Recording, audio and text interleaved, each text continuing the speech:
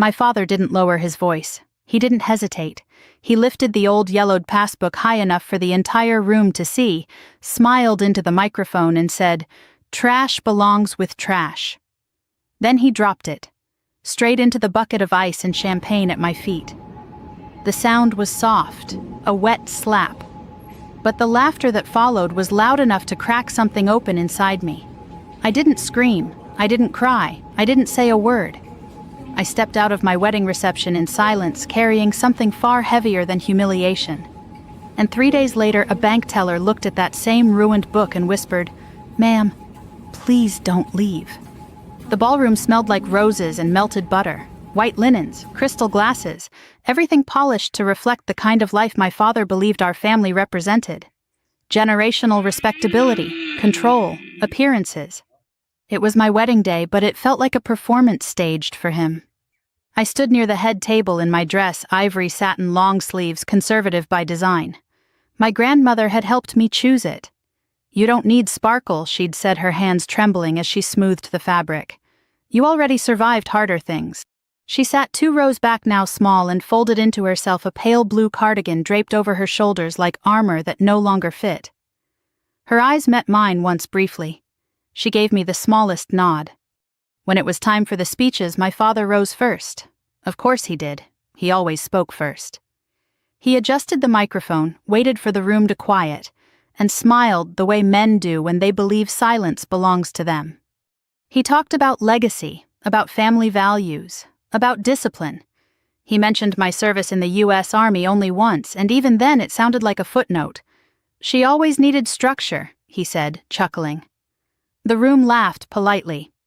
Then my grandmother stood. There was a soft murmur as people realized she was moving forward. She wasn't on the program. She never was. My father frowned slightly, but he didn't stop her. He liked to appear magnanimous. She reached me slowly, her steps careful, her hand gripping a small object wrapped in a handkerchief. Up close, I could see the veins beneath her thin skin, the faint bruise on her wrist from where she'd bumped the counter that morning. "For you," she whispered, pressing it into my palm. Her voice shook, but her eyes didn't. "Your grandfather wanted you to have it." I unfolded the cloth. Inside was an old passbook. The cover was cracked, the edges soft with age. The paper smelled faintly of dust and time. It wasn't pretty. It didn't match the room.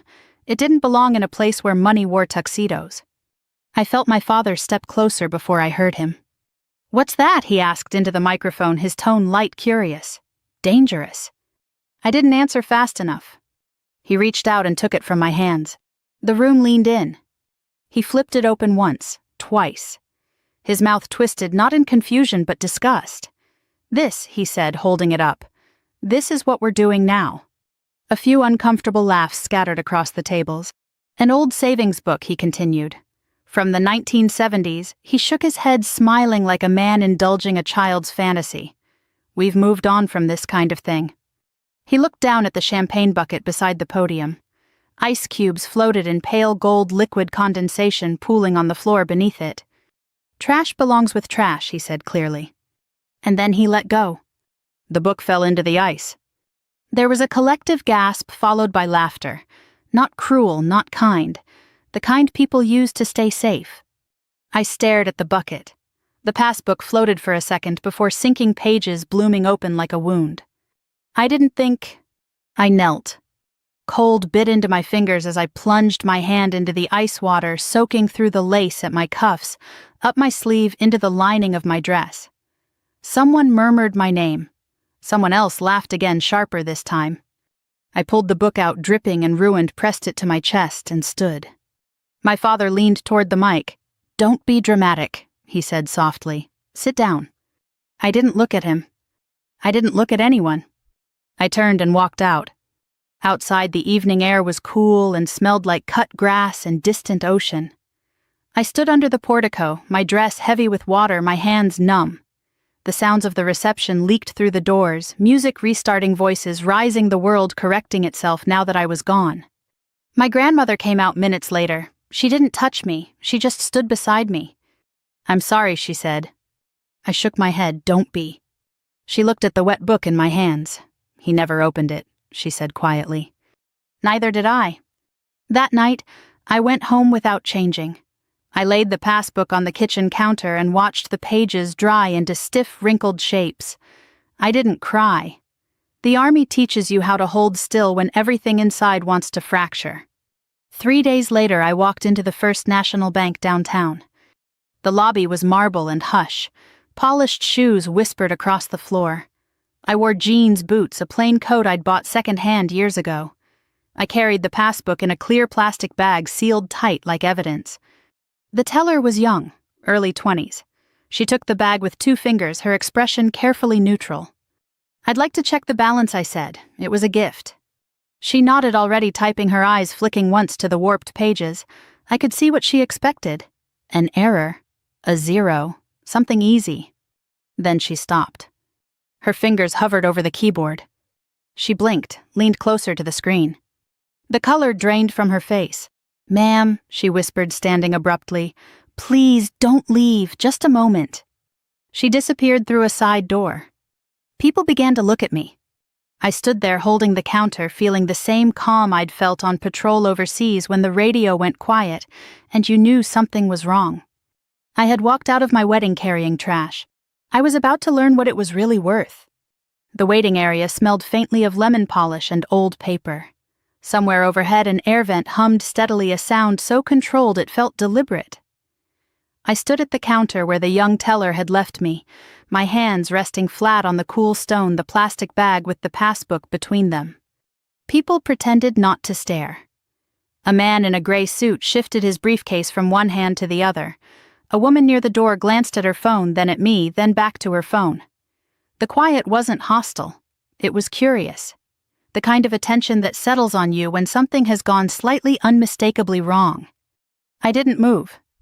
In the Army, you learn early that panic wastes oxygen.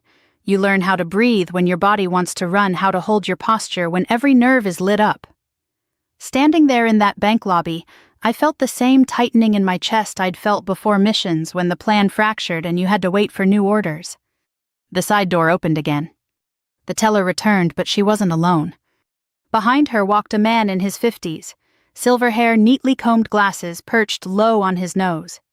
He wore the calm authority of someone used to delivering decisions, not asking permission.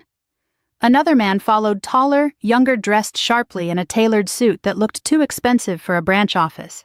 They didn't look at the passbook first. They looked at me. "Miss," the older man said, his voice low and controlled. "Would you mind stepping with us into a private room?" I nodded. He gestured down a short hallway. The teller trailed behind us, her hands clasped so tightly I could see the tendons standing out in her wrists. The room they led me into was small but elegant. A heavy wooden table, 2 leather chairs, framed certificates lining the walls. It smelled like dust and ink and something metallic, the way old buildings always do when they've been holding secrets for decades. "Please," the man said, pulling out a chair, "have a seat." I sat. He placed the plastic bag gently on the table as if it were fragile. "I'm Daniel Whitaker," he said. "Branch manager. This is Thomas Reed, our regional director." The younger man inclined his head. His eyes never left the bag. "Before we proceed," Whitaker continued, "I want to ask you a simple question." He paused, giving the words weight. "Do you know what this account is?" I considered lying. It would have been easy, but something in his tone told me it wouldn't help. "No," I said. "I was told it was a savings account. My grandmother gave it to me." He nodded slowly. "And your grandmother's name?" "Margaret Hale." That did it. Reed exhaled sharply through his nose. Whitaker closed his eyes for a brief second, the way people do when a long-held possibility finally becomes real. "We've been waiting for this account to surface," Reed said quietly, "for a very long time." I felt the air shift in the room like pressure changing before a storm. Whitaker opened the bag and removed the passbook, setting it on a clean blotter. He didn't flinch at the warped pages. He handled it with reverence. "This isn't a standard savings account," he said. "In 1979, your grandfather established a trust-linked account here under a Totten arrangement. It was unusual even then." I stared at the book, the same book my father had tossed aside without a second glance. "He was an early investor," Reed added, Very early, he reinvested every dividend, never touched the principal. Whitaker slid a folder across the table toward me. We've maintained the account under internal watch due to inactivity and its structure, but without a claimant, we couldn't release information. He opened the folder. Inside was a single page. Numbers filled it. I read them once, then again. The total sat there unadorned. No commas to soften it. No explanation to ease it into my understanding. I didn't gasp. I didn't speak. My hands went numb. Reed watched me carefully. "Are you all right?" "Yes," I said. And it was true. Shock for me didn't look like chaos, it looked like stillness. "That amount," Whitaker said, "is fully vested, legally payable to you upon your grandfather's passing, which, according to our records," he hesitated, "occurred 12 years ago." My throat tightened. No one contacted us. Reed shook his head. The trust was sealed. Your grandfather anticipated interference. I knew exactly what kind. "Is there anyone else listed?" I asked. "No," Whitaker said. "Only you." The room felt suddenly too small. My father's voice echoed in my head. "Trash belongs with trash." He had held millions in his hands and dismissed it because it didn't look impressive enough, because it came from someone he had already decided was irrelevant. I looked at the passbook again. The wrinkled pages, the faded ink, the quiet patience of it. "This changes things," Reed said carefully. "We'll need to move forward with verification, of course. But," he smiled faintly, "congratulations, Miss Hale. Your grandfather was very deliberate." I nodded once. As they stepped out to retrieve additional documents, I leaned back in the chair and closed my eyes. And just like that, I wasn't in a bank anymore. I was 10 years old, standing barefoot on a kitchen tile floor holding a broken plate while my father watched from the doorway. He hadn't yelled then either. He never needed to. Silence was his weapon. Disappointment sharpened into control. "Clean it up," he'd said, "and be more careful next time." I had learned early that survival meant obedience, that being small kept you safe. The door clicked open, pulling me back to the present. Whitaker returned with a thicker file this time. "We'll proceed at your pace," he said. "There's no rush." I met his eyes. There will be. I left the bank an hour later with copies of documents sealed in an envelope. Outside, the city moved on as if nothing had changed. Cars passed, people laughed, a dog barked somewhere down the street. I sat in my car for a long moment, the envelope on the passenger seat, the weight of it pressing into my awareness. I didn't call my husband. I didn't call my grandmother. I didn't call my father. I started the engine and drove home. Because I knew one thing with absolute certainty now. If my father found out what that book really was, he wouldn't laugh. He would come hunting. The drive home blurred into muscle memory. Turns I'd taken 100 times before. Red lights. Green lights. The quiet discipline of staying between the lines. When I pulled into the driveway, the house looked the same as it always had, small, clean, unremarkable. The kind of place that never hinted at the storms it had taught me to endure. Inside, I placed the envelope on the kitchen table and didn't open it again. I didn't need to. I could still see the numbers when I closed my eyes. They hovered there, unreal and heavy like coordinates to a destination I hadn't decided to reach yet. I made coffee, not because I needed it, but because routine steadied me. The kettle whistled, and with it came a memory so sharp it almost made me flinch. I was 12, standing in my father's study, the smell of leather and aftershave thick in the air.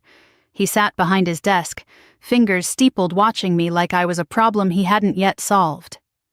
My grandmother stood near the door, hands folded, eyes downcast. "You embarrassed me," he said calmly.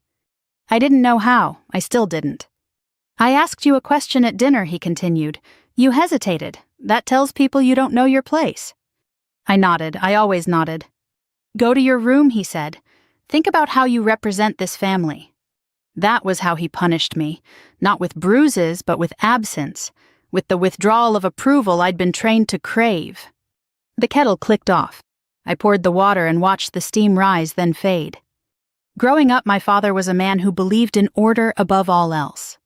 Order in his house, order in his business, order in his children. He had built his life brick by brick, and he expected us to fit neatly into the structure he designed. My brother did. He mirrored my father's confidence, his appetite for attention. He learned early that being loud earned protection. I learned something else. I learned that silence made me invisible. When I enlisted, my father didn't object. He framed it as pride told people I was finding discipline. But I knew the truth. The military appealed to him because it promised control over me without requiring his presence.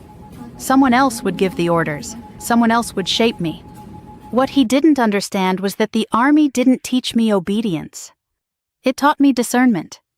It taught me the difference between noise and threat, between authority and arrogance, between reacting and choosing.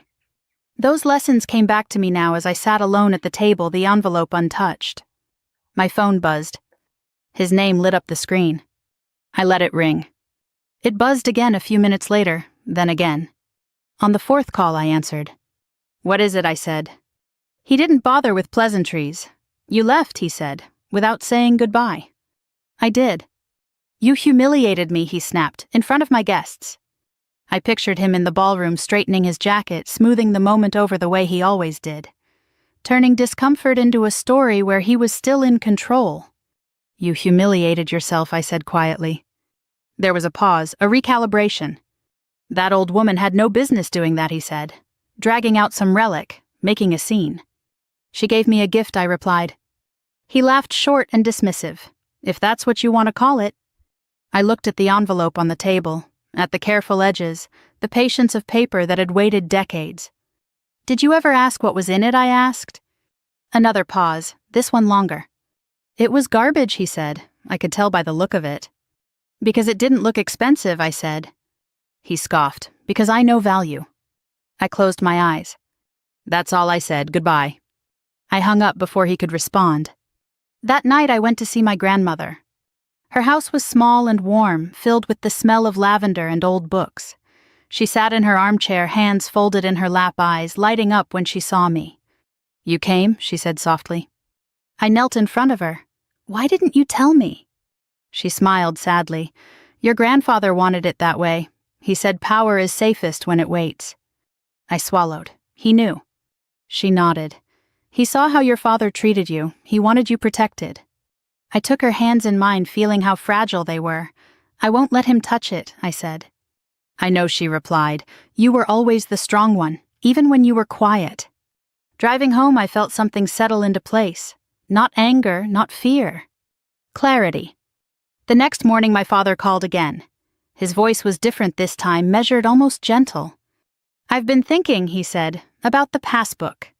I waited. "If there's anything of value there," he continued, "it should be handled properly, by someone who understands these matters." I almost smiled. The hunter had caught a scent. And I knew then that the silence I'd learned to live inside was about to become something else entirely. The bank called the next morning. Not the branch, not the teller. The number came up as a private line, and when I answered, the voice on the other end was careful, practiced the kind that chose words the way surgeons choose instruments. "Miss Hale," the woman said, "this is Eleanor Price from First National's Trust Administration Office. We'd like to schedule a verification appointment." I glanced at the calendar pinned to my refrigerator. Deployment training, medical evaluations, a life built on orders and checklists. When I asked, "Today, if possible."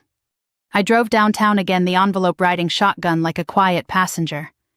The trust office sat on the upper floors, far from the marble lobby and the public counters.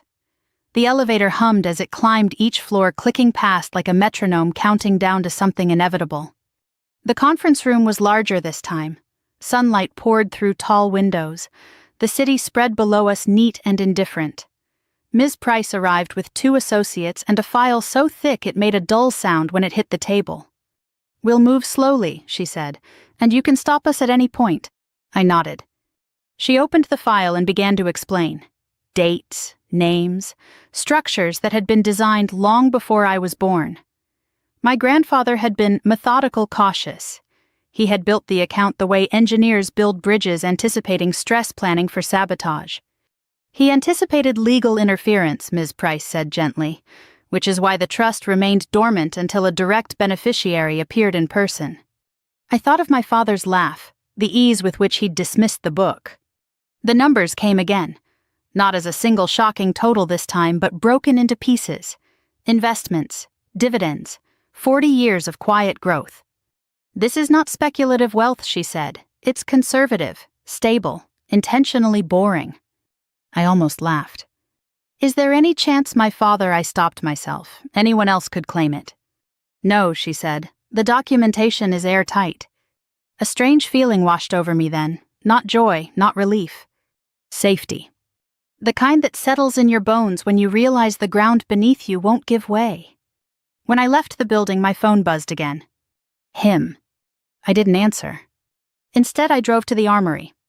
The familiar smell of oil and metal wrapped around me as I stepped inside. Soldiers moved through their routines, boots echoing against concrete. Rank meant clarity here. Orders had purpose. No one pretended to be something they weren't. I sat in my car afterward, staring at the steering wheel, letting the contrast sink in. My father had always believed power announced itself, that it demanded attention, that it needed to be seen to be real. He was wrong. That evening, he showed up at my door. I didn't hear the knock at first. I heard the impatience in it, sharp, demanding. When I opened the door, he stood there with his jacket unbuttoned, tie loosened, the faint smell of cologne and irritation clinging to him. We need to talk, he said, stepping forward as if the space already belonged to him. I didn't move. You can talk. His eyes flicked past me, taking in the house, the modest furniture, the absence of anything that suggested wealth. His mouth tightened. I spoke to a contact, he said, at the bank. I raised an eyebrow. You have contacts everywhere. Yes, he said sharply, and one of them mentioned an old account resurfacing. I waited. If there's money involved, he continued, this isn't something you should be handling alone. There it is, I said quietly. He frowned. There what is? The part where you decide I'm incapable. His jaw set. This isn't about you, it's about responsibility. It's about control, I corrected. He laughed, but it was thinner than before. You're being emotional. I stepped back and opened the door wider. Come in. He hesitated, surprised. Inside, he paced while I sat at the table. He talked about lawyers, about taxes, about how easily things could go wrong if mishandled. You don't understand the risks, he said. Federal oversight, audits, exposure. I understand risk, I replied. I live with it. He stopped pacing, looked at me fully for the first time. You don't have the experience, he said. I do. I folded my hands. Is that why you didn't read the passbook before you threw it away? The silence was immediate. What he asked. You never opened it, I said. You never asked what was inside. His eyes narrowed, because it was nothing. I met his gaze. It wasn't. The air shifted. How much, he asked finally. I didn't answer right away. I watched the calculation begin behind his eyes the way it always did when something threatened his sense of order. It's substantial, I said. He exhaled slowly, a smile tugging at the corner of his mouth. Then we need to move quickly. We. I can bring in my attorney, he continued. We'll structure it under the family umbrella. Protect it. From what I asked. From scrutiny, he said. From mistakes. From me, he meant. I leaned back. Let me think about it. He studied me, clearly displeased. But he nodded. Don't wait too long. Opportunity doesn't like hesitation. When he left, I locked the door and rested my forehead against it. I wasn't angry. I was prepared. Because now I knew exactly how this would play out. He would come back with promises and threats wrapped in the same language he'd used my entire life, and he would assume, as he always had, that silence meant submission. He had no idea what kind of silence he was dealing with now. My father didn't wait long. He never did once he believed something belonged to him. 2 days after showing up at my door, he called again, this time with a softness in his voice that felt rehearsed. The edge was gone. The authority had been wrapped in concern like a blade hidden in velvet. I've been worried about you, he said. I was sitting at my kitchen table, the same place where he had once told me I embarrassed him for hesitating at dinner. The envelope from the bank lay in a drawer, now out of sight, but not out of mind. I'm fine, I said. I know this must feel overwhelming, he continued. Money has a way of doing that, especially when it comes out of nowhere. It didn't come out of nowhere, I replied. It waited. A pause. He didn't like that answer. I've spoken to a tax attorney, he said, pressing on. Someone very discreet. He agrees this situation needs careful handling. I pictured the attorney he'd chosen, one who knew how to blur lines, one who understood how to make things disappear. I didn't ask you to, I said. No, he agreed, but I'm your father. It's my responsibility. There it was again. Responsibility, the word he used whenever he wanted obedience without resistance. You should come by my office, he said. We'll go over the numbers together. I won't, I said. Silence stretched across the line. Then we'll meet somewhere neutral, he said finally. There's a charity gala this weekend. Boston Harbor Hotel. You'll be there. I frowned. I didn't say that. You're on the guest list, he said smoothly. I made sure of it. I closed my eyes. Why? Because he said this kind of discussion shouldn't happen in kitchens and hallways. It deserves a proper setting. An audience, he meant. I'll think about it, I said. You should, he replied, because if you don't handle this correctly, people will start asking questions. What kind of questions, I asked. About your grandmother, he said. The words landed exactly where he intended them to. She's elderly, he continued. Vulnerable. If anyone suggested she was manipulated into signing documents she didn't understand. You'd accuse me of elder abuse, I finished. I wouldn't accuse, he said lightly. I'd be forced to respond. My grip tightened on the phone. You're threatening me, I said. I'm protecting the family, he corrected. When the call ended, my hands were shaking, but not with fear. With recognition. This was the same pattern, the same escalation. Control cloaked in concern, pressure framed as protection. I didn't call a lawyer. I called my husband. He listened without interrupting as I told him everything, the bank, the numbers, the call. When I finished, there was a long pause on the other end of the line. He's desperate, Luke said finally. I frowned. You don't know that. I do, he replied. Men like your father don't reach for threats unless they're already bleeding. Luke worked with data for a living, patterns, financial behavior. He saw things other people missed because they weren't looking in the right places. He wouldn't push this hard if he didn't need the money, Luke continued, which means he's hiding something. That night, Luke spread documents across our table. Public records, corporate filings, shell companies stacked inside shell companies like nesting dolls. This isn't an empire, he said quietly. It's a facade. I leaned over his shoulder, scanning the numbers. Loans, transfers, gaps where there shouldn't have been any. He's insolvent, Luke said, and worse, he's being audited. The word hung between us. He needs liquidity, Luke went on. Fast. And your inheritance is clean money, untouched, the kind that could cover his tracks. I thought of the way my father's voice had softened on the phone. The urgency disguised as concern. He wasn't trying to save me. He was trying to save himself. The next morning I called him back. About the gala, I said, letting my voice waver just enough. I've been thinking. Yes, he said too quickly. I don't know what I'm doing, I admitted. The bank started talking about reporting requirements, federal oversight. I'm scared. His breath caught, just slightly. That's exactly why you need me, he said. I can handle this. I know how these systems work. I don't want trouble, I whispered. And you won't have any, he said, if you trust me. Trust. The word tasted bitter. What would we do, I asked. We'd consolidate, he said. Move the assets under the family trust. It's clean, legal, efficient. And the taxes, I asked. I'll make them disappear, he said. I always do. There it was, the confession he didn't realize he was making. When I asked, Saturday, he said. At the gala. We'll sign everything in the VIP suite before the speeches. I'll announce a major expansion. It'll look legitimate. He wanted the spotlight, the validation, the illusion restored. Okay, I said softly, I'll be there. He exhaled, satisfied. You're doing the right thing. When I hung up, Luke looked at me across the table. He took the bait, I said. Luke nodded. Then it's time to build the hook. We didn't forge documents that night. We designed a trap. One that relied on my father's favorite weakness. His certainty that I would never be the threat. The ballroom at the Boston Harbor Hotel glowed like a promise that had never intended to be kept. Crystal chandeliers spilled light onto marble floors. Linen-draped tables hummed with old money and careful laughter. Men in tailored suits leaned close to one another, trading favors disguised as compliments. Women in silk smiled without revealing their teeth. Every inch of the room was designed to say stability, success, control.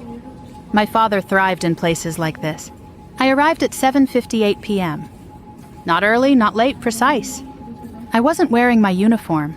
I wasn't wearing anything that announced authority. I wore a simple black dress, structured and restrained, the kind of elegance that didn't beg to be noticed. The only thing different about me was the way I walked, straight through the room, not around it. I saw him immediately. He stood near the stage, laughing too loudly, one hand on the shoulder of a local councilman, the other, gesturing broadly as he spoke. His confidence radiated outward, a force field that pulled attention toward him. This was his element, the place where he believed nothing could touch him. When his eyes landed on me, his smile sharpened. He excused himself and crossed the room, greeting donors along the way like a king making rounds. When he reached me, he leaned in, his voice low and practiced. "You're late," he said. "Do you have it?" I nodded and handed him the folder. Blue leather, clean edges, the kind of presentation that calmed men like him. His fingers closed around it with visible relief. "Good," he said. "We'll go upstairs." The VIP suite overlooked the harbor glass walls, framing the dark water like a painting. A single desk stood near the window, documents laid out neatly, pens aligned with deliberate care. Luke had done his homework. My father didn't sit. He didn't read. He skimmed headings the way men do when they're already convinced of the outcome. "This puts the assets under the family trust," he said, flipping pages. "Power of attorney, sole trustee authority. Yes, this is clean." "Do I need to sign anything?" I asked, keeping my voice small. "No," he said, waving a hand. "Just me. You're transferring responsibility." Responsibility, again. He picked up the pen.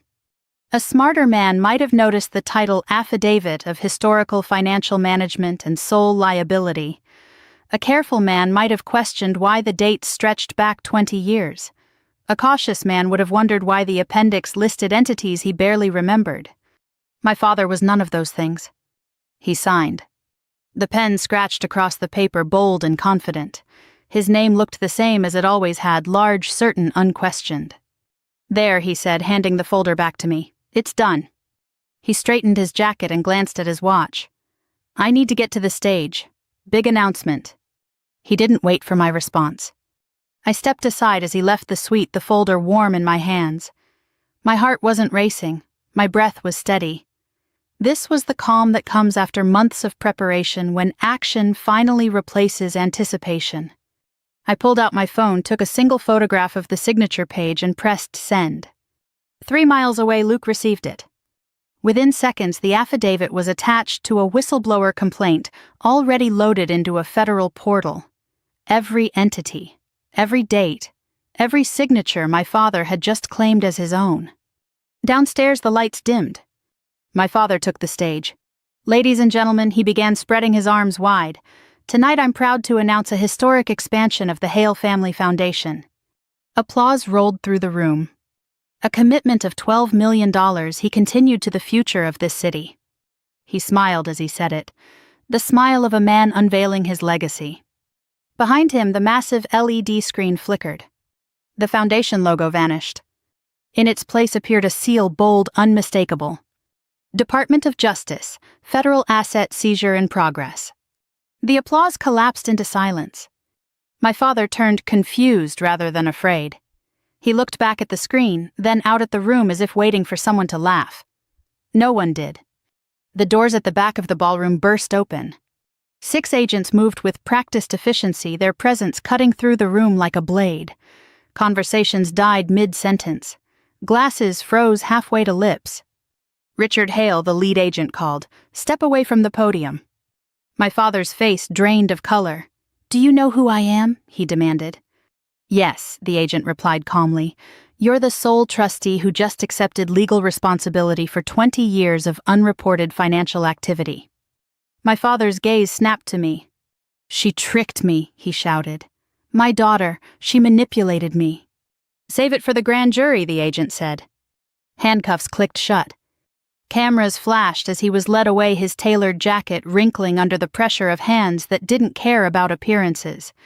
The man who had ruled rooms with his voice was reduced to silence in seconds. I thought it was over. It wasn't. The VIP suite door slammed behind me. I turned to see my brother standing there, sweat darkening his collar, his eyes wild. You ruined everything, he hissed. It was already ruined, I said evenly. He reached into his jacket and pulled out a steak knife, the serrated edge catching the light. There was no calculation left in him now, only panic. Luke stepped between us. Put it down, he said. My brother lunged. Luke moved faster. The knife clattered across marble. My brother cried out as his wrist twisted at an angle it was never meant to reach. He sank to the floor, sobbing not from pain, but from the sudden realization that he was nothing without my father's shadow. Agents arrived seconds later. When the room was finally empty, I stood alone by the window looking out at the harbor. The water moved the way it always had, indifferent to human collapse. My father had believed power was loud. He had been wrong. It was patient. And tonight it had spoken. 3 weeks later, the harbor smelled like salt and rain. Morning light slid across the water in thin, patient lines, the kind that didn't rush to impress anyone. I sat on the small balcony of my apartment with a mug of coffee cooling between my hands, watching a tugboat ease past the docks. The city was waking up, unaware that one of its loudest men had gone quiet. My father was still in custody. Bail had been denied. The judge cited flight risk, financial complexity, and the kind of arrogance that mistakes money for immunity. His assets were frozen, accounts sealed, properties locked down behind legal language so dense it felt like concrete. The empire he'd bragged about at dinner parties had collapsed into a stack of filings and case numbers. My brother had taken a plea. No inheritance, no grand speeches, just probation, mandatory counseling, and a job he'd never wanted, entry-level, clock-in, clock-out. The kind of work that didn't care who his father had been. My grandmother slept better now. She called every morning sometimes just to tell me what she was making for lunch, sometimes to ask if the news said anything new. I could hear the relief in her voice layered beneath the worry she'd carried for years. "They can't hurt you anymore," she said once. I didn't correct her, because what she meant was that they couldn't erase me anymore. The trust transfer finalized quietly. No ceremony, no announcements, just signatures and confirmations, and the soft click of systems doing what they were designed to do when no one interfered. Luke asked me what I wanted to do with it. The money. I looked at the ocean on my screen, savor the same one I'd stared at during sleepless nights overseas. Nothing, I said. He smiled, not surprised, nothing. "Let it grow," I said. "I'm still serving. I still have work to do." And it was true. I reported back to base the following Monday. Same boots, same routine, same early mornings and long days. No one saluted differently. No one treated me like someone who had crossed into another class of life. That mattered to me more than I expected. Money didn't give me power. It gave me insulation. The kind that lets you say no without fear. The kind that keeps threats from landing. The kind that allows silence to be a choice, not a survival tactic. I burned the last copy of the affidavit on the balcony that afternoon. The paper curled in blackened ash, lifting into the air before dissolving completely. I didn't need it anymore. The system had already done its work. That document was just a record of something I'd carried for too long, the belief that I was small because I'd been quiet. Luke sat beside me, his shoulder warm against mine. "You okay?" he asked. I nodded. "I am." And I meant it. Because what my father never understood was this strength doesn't announce itself. It doesn't shout into microphones or demand rooms fall silent. It waits, it learns, it endures. It shows up when the time is right. I stayed in touch with the bank, with the attorneys, with the administrators who spoke in measured tones and never once assumed they knew what was best for me. They asked, they listened, they respected boundaries. It felt like stepping into a different language. The wedding photos arrived in the mail a month later. I flipped through them slowly, stopping at the image of my grandmother pressing the passbook into my hands. The moment before everything changed. The moment before the noise. I framed that one. Not because of what came after, but because of what it represented. Trust, quiet foresight, love that didn't need applause. I don't attend galas anymore. I don't sit at tables where respect is conditional and power is borrowed. I choose smaller rooms now. Honest ones. Places where silence isn't a weapon and voices don't have to fight to be heard. Family, I learned, isn't blood. It's who stands with you when the vault opens. It's who believes you even when the room laughs. It's who protects you without asking for control in return. If you're listening to this story and something inside you feels familiar, if you've ever been dismissed, spoken over, or told that your worth depended on how loudly you performed, I want you to know this. You don't need to shout to matter. You don't need permission to be powerful. And you don't need to prove yourself to people who decided you were invisible. Sometimes the quiet ones are the most prepared. If this story moved you, I'd love to hear from you. What part stayed with you the longest? Where are you listening from? Leave a comment below and share your story. And if you want to keep walking this road with us through stories of truth, resilience, and quiet justice, subscribe so you don't miss what comes next. We're telling these stories together.